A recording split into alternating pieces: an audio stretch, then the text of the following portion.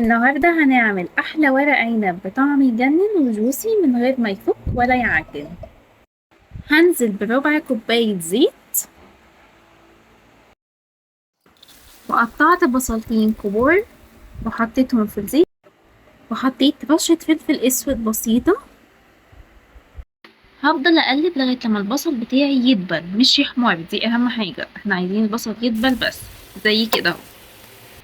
هبدأ أنزل بالصلصة بتاعتي واحدة واحدة، وحطيت رشة فلفل أسود صغيرة لأن أنا كنت حاطة في الأول، ورشة كمون، وحطيت كمان رشة كزبرة ورشة بابريكا، ونبدأ نقلب كله مع بعضه. هنزل بربع معلقة توم مفرومة، وهنزل بمكعبين مرقة خضروات، وهتأكد ان هي دابت معايا تماما. وبعدها هنزل بالفلفل بتاعي المتقطع شرايح صغيرة جدا، وهنزل ب3 معالق صلصة عشان قوام الصلصة بتاعتي كمان تتخن اكتر، وهقلبها كويس.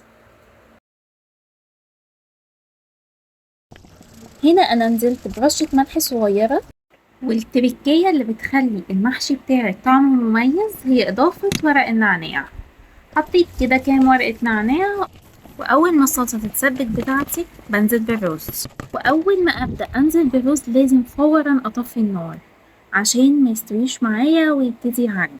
وهبدأ اقلب الرز بتاعي مع الصلصة كويس جدا لغاية لما يندمج تماما مع الصلصة.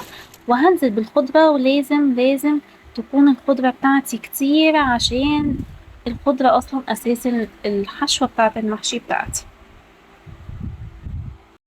واهم خطوة ما تنسيهاش هي بعد ما تخلصي خالص الحشوة تماما لازم تضيفي الزيت على الرز، هو اللي بيخلي كل حباية لوحديها وما يعجنش.